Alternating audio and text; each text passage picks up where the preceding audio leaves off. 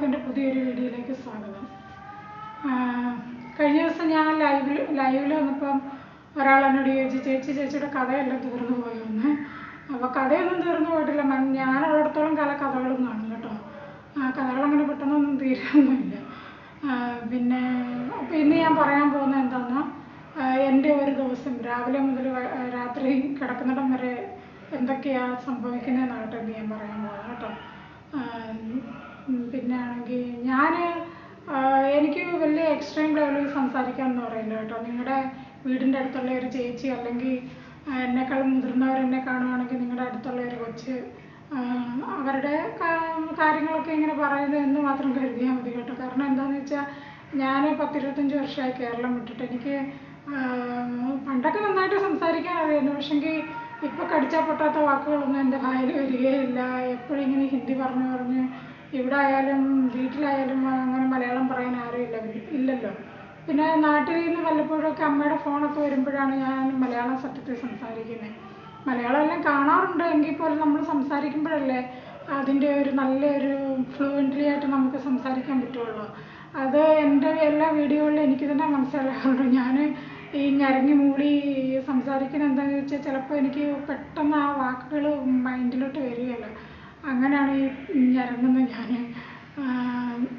എന്ന് പറഞ്ഞ പോലെ. അപ്പോൾ ഞാൻ പറയാൻ ഉദ്ദേശിക്കുന്ന എന്താണെന്ന് വെച്ചാൽ, രാവിലെ ഉറക്കത്തിൽ നിന്ന് എഴുന്നേക്കുമല്ലോ. അപ്പോൾ കുട്ടികൾക്ക് സ്കൂളിൽ പോകേണ്ട ദിവസമാണെങ്കിൽ രാവിലെ ഒരു 6 മണിയാകുമ്പോൾ എഴുന്നേക്കും. കാരണം അവർക്ക് 7 മണിയാകുമ്പോൾ സ്കൂളിൽ പോകേണ്ടതുകൊണ്ട് ടിഫിനൊക്കെ ഉണ്ടാക്കി കൊടുക്കേണ്ടത്. അതുകൊണ്ട് ഞാനൊരു 6 മണിയാകുമ്പോൾ എഴുന്നേറ്റ് അവരെ സ്കൂളിലൊക്കെ വിട്ട് കഴിഞ്ഞ് പിന്നെ എൻ്റെ വീട്ടിലെ കാര്യങ്ങളൊക്കെ തുടങ്ങും.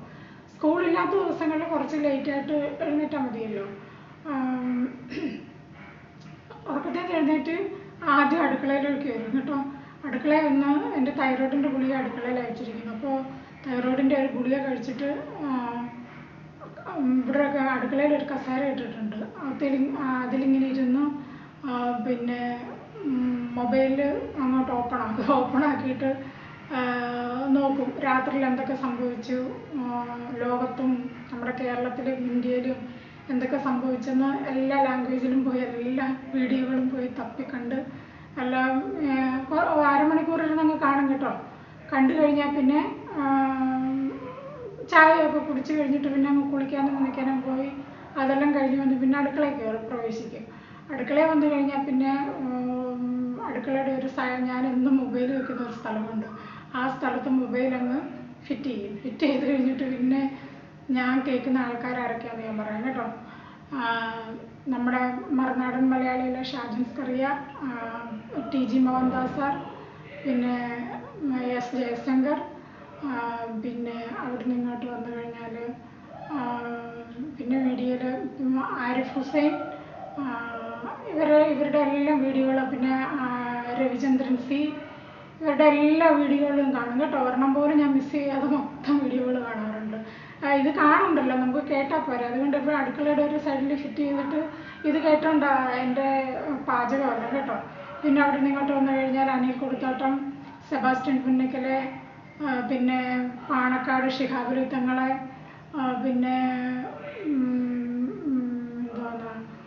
കാന്തപുരം അബൂബക്കർ മുസ്ലിയാർ, ഇവരുടെയൊക്കെ പേര് ഭയങ്കര കോംപ്ലിക്കേറ്റഡാണ്. പേര് നമ്മൾ പെട്ടെന്ന് മറന്നുപോകും, മൈൻഡിൽ നിൽക്കത്തില്ല. അങ്ങനെ ഇവരൊക്കെ എപ്പോഴൊക്കെ പിന്നെ RC ബാബു, ഇവരൊക്കെ എപ്പോൾ മീഡിയയിൽ വന്ന് എന്തെങ്കിലും പറഞ്ഞാൽ ഞാനതെല്ലാം കേൾക്കാറുണ്ട് കേട്ടോ. എനിക്ക് ഇൻട്രസ്റ്റ് ഉള്ള ആൾക്കാർ യൂട്യൂബിനെ കാണിച്ചുകൊണ്ടിരിക്കുമല്ലോ. അപ്പോൾ ഇവരൊക്കെ എപ്പോൾ മീഡിയയിൽ വന്നാലും അതെല്ലാം എൻ്റെ മൊബൈലിൽ വരും അപ്പം തന്നെ. പിന്നെ എനിക്ക് ഭയങ്കര ഇഷ്ടമാണ് സ്വാമി ചിദാനന്ദപുരിയുടെ പ്രഭാഷണങ്ങളൊക്കെ ഭയങ്കര ഇഷ്ടമാണ്. അദ്ദേഹം ഇപ്പോൾ വരെ എന്തൊക്കെ സംസാരിച്ചിട്ടുണ്ട് അത് മുഴുവനും ഞാൻ കേട്ടിട്ടുണ്ട്. ഇനി അദ്ദേഹം മുമ്പോട്ട് എന്തൊക്കെ പറയുമോ അതും ഞാൻ കേൾക്കും. അങ്ങനെ പിന്നെ നമ്മുടെ അടുപ്പ് കൂട്ടിച്ചർച്ച ഉണ്ടല്ലോ മീഡിയ വണ്ണിലെ, അതും മുഴുവനും കാണാം കേട്ടോ. അതൊരു എപ്പിസോഡ് പോലും കളയാതെ അതെല്ലാം കാണാം. എനിക്ക് ഏറ്റവും ഇഷ്ടം അതിൽ പിന്നെ ദാവൂദ് സാഹിബിനെ ഇഷ്ടം, അജിംസിനെ ഇഷ്ടമാണ് കേട്ടോ. അവരുടെ എല്ലാം കേൾക്കും. അത് കഴിഞ്ഞാൽ പിന്നെ ഇങ്ങോട്ട് വന്നാൽ നമ്മുടെ അനിൽ നമ്പ്യാരുടെ ന്യൂസ് അവരുണ്ടല്ലോ, അത് മുഴുവനും കംപ്ലീറ്റ് കാണും കേട്ടോ. അങ്ങനെ പകൽ മുഴുവനും അങ്ങനെ ഇതെല്ലാം കേട്ടും കണ്ടും എൻ്റെ അടുക്കളയിലെ പണിയും കഴിയും. തൂക്കലും വാരലും തുടക്കലും വൃത്തിയാക്കലും എല്ലാം പണി ഇത് കേട്ടിട്ടുണ്ടോ കേട്ടോ ഞാൻ ചെയ്യുന്നത്. പിന്നെ ഉച്ചയൊക്കെ ആകുമ്പോഴത്തേക്കിനും ഒരു 3 മണിയാകുമ്പോൾ ഞാൻ കയറി അങ്ങ് ഇച്ചിരി ഈ തൈറോയ്ഡൊക്കെ ഉള്ളതുകൊണ്ട് ഭയങ്കര ക്ഷീണമൊക്കെ ആകുമ്പോൾ ഞാൻ ഉച്ചയ്ക്ക് ഇച്ചിരി നേരം കിടന്നുറങ്ങും, ഒരു 3 മണി മുതൽ ഒരു 5 മണി വരെ.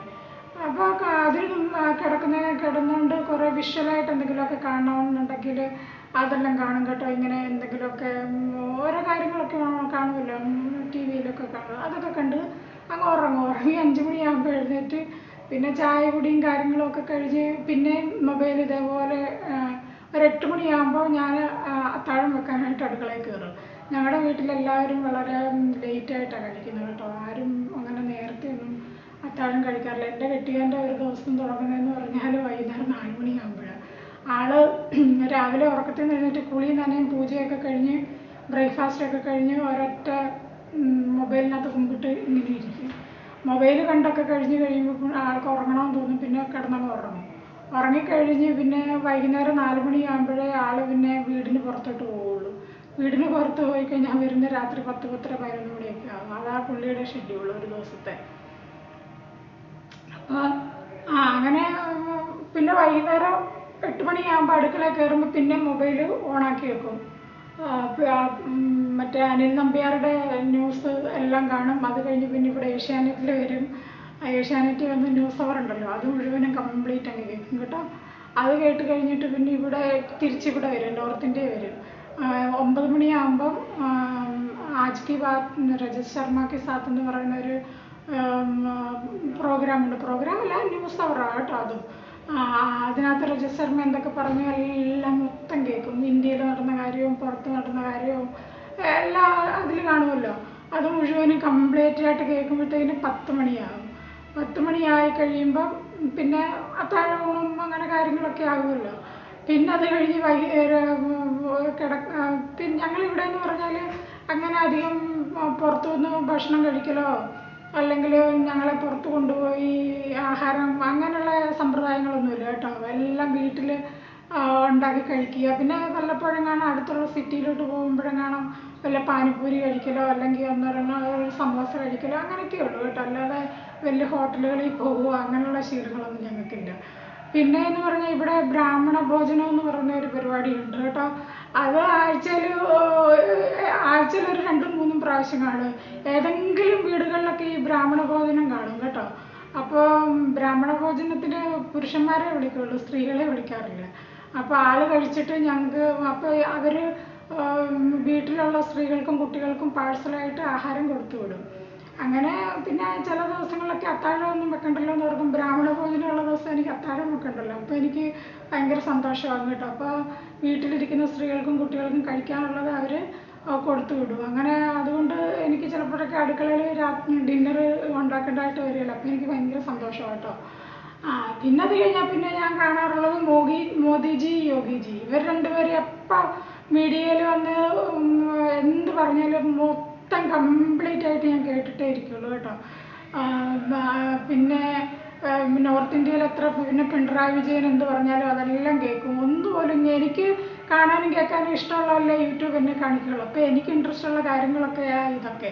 അതുകൊണ്ട് ഇവരൊക്കെ എപ്പോൾ മീഡിയയിൽ വന്നാലും അതെല്ലാം അപ്പം എൻ്റെ മൊബൈലിനകത്ത് വരും. പിണറായി വിജയനെ, പിന്നെ നമ്മുടെ മോദിജി, യോഗിജി, പിന്നെ നോർത്ത് ഇന്ത്യയിലെ പൊളിറ്റിക്സിൽ ആരൊക്കെയുണ്ട് അവർ ഞാനിതെല്ലാം ഇങ്ങനെ കേൾക്കുമ്പോഴുണ്ടല്ലോ എൻ്റെ കെട്ടിയാലും പിള്ളേരും എന്നെ കളിയാക്കുവേ. ഇവർ എന്നോട് പറയുന്നത് എന്നാ പറയുക, ഇതൊക്കെ നിൻ്റെ പരിപാടിയൊക്കെ കണ്ടാലും ഓർക്കുമല്ലോ ഇപ്പോൾ ഇലക്ഷന് മത്സരിക്കാൻ പോവുക, പിന്നെ അല്ലെങ്കിൽ IAS പരീക്ഷയ്ക്ക് എഴുതാൻ പോവുക എന്നൊക്കെയാണല്ലോ എന്നൊക്കെ പറഞ്ഞ് ഇവരെന്നെ കളിയാക്കും കേട്ടോ. നമുക്ക് ഇൻട്രസ്റ്റ് ഉള്ളതല്ലേ കാണാൻ പറ്റുള്ളൂ. എനിക്കിതൊക്കെ കേൾക്കാൻ ഇൻട്രസ്റ്റ്. അതേപോലെ ഞാൻ സീരിയലൊന്നും കണ്ടിട്ടേ ഇല്ല കേട്ടോ. എനിക്ക് സീരിയൽ കാണുന്നത് ഇഷ്ടമേ ഇല്ല. ഞാൻ ഇതുവരെ ഒരു സീരിയൽ പോലും കണ്ടിട്ടില്ല. പിന്നെ പണ്ടെങ്ങാണ്ട് ഞാൻ ചെറുപ്പത്തിലെന്ന് പറഞ്ഞാൽ ഒരു 10-15 വയസ്സ് 15ഒന്നും കാണത്തില്ല. ഒരു കുടയും കുഞ്ഞിപ്പങ്ങളെന്ന് പറയുന്ന ഒരു ബിജു മേനൻ്റെ ഒരു സീരിയൽ പണ്ടുണ്ടായിരുന്നില്ല, അതെങ്ങാണ്ട് 1-2 എപ്പിസോഡ് കണ്ടതായിട്ട് എനിക്ക് ഓർമ്മയുണ്ട്. അതല്ലാതെ ഞാൻ സീരിയൽ കണ്ടിട്ടേ ഇല്ല. പിന്നെ സിനിമയൊക്കെ കാണാൻ എനിക്ക് ഭയങ്കര ഇഷ്ടമാണ്. സിനിമ ഞാൻ കാണാറുണ്ട്. പക്ഷേ ഒരു പ്രാവശ്യം കണ്ട സിനിമ രണ്ടാമത് കാണുന്നത് എനിക്കിഷ്ടമല്ല. അതുകൊണ്ട് അങ്ങനെയൊക്കെയാണ് എൻ്റെ കാര്യങ്ങൾ. പിന്നെ വൈകുന്നേരം രാത്രിയാകുമ്പോൾ പിന്നെ അത്താഴമൊക്കെ കഴിച്ച് എല്ലാവരും കിടന്നുറങ്ങും. ഉറങ്ങി ഞാൻ രാത്രിയിലൊരു എങ്ങനെ പോയാലും ഒരു 12, 1 മണി, 2 മണിയാകാതെ ഞാൻ ഉറങ്ങത്തേയില്ല. എൻ്റെ വീട്ടിലെല്ലാവരും ഉറങ്ങിയെന്ന് കൺഫേം ആയി കഴിഞ്ഞിട്ട് ഞാൻ ഉറങ്ങാറുള്ളൂ. ഉറങ്ങിക്കഴിഞ്ഞാൽ എല്ലാവരും പിള്ളേരെ പോയി 2-3 പ്രാവശ്യം പോയി നോക്കും, അവർ ഉറങ്ങുവാണോ, എങ്ങനെ കിടക്കുന്നത് എല്ലാം പോയി നോക്കിയിട്ട്. 2 മണിക്ക് മുമ്പ് ഞാൻ ഒരിക്കലും ഉറങ്ങിയതായിട്ട് എനിക്ക് തോന്നുന്നേ ഇല്ല. എനിക്ക് സത്യം പറഞ്ഞാൽ ഉറക്കം വരുന്ന ഒരു 9 മണിയാകുമ്പോൾ എനിക്ക് നന്നായിട്ട് ഉറക്കം വരാൻ തുടങ്ങും. പക്ഷേ അന്നേരം എൻ്റെ വീട്ടിൽ ഭയങ്കര ബിസിയായി ഇവിടെ. അപ്പോൾ പിന്നെ എൻ്റെ ഉറക്കം അങ്ങ് മാറും, പോയി കഴിഞ്ഞാൽ പിന്നെ 2 മണിയൊക്കെ ആകുമ്പോഴേ അങ്ങനെയൊക്കെയാണ് ഇവിടുത്തെ കാര്യങ്ങൾ. അങ്ങനെയൊക്കെ എൻ്റെ കഥകൾ ഇങ്ങനെയൊക്കെയാണ്. അപ്പോൾ ഇനിയും ഇതിൻ്റെ അടുത്ത ദിവസം ഇതിൻ്റെ ബാക്കി കഥകൾ ഞാൻ പറയാൻ വരും. അതുവരെ എല്ലാവർക്കും എൻ്റെ ബൈ.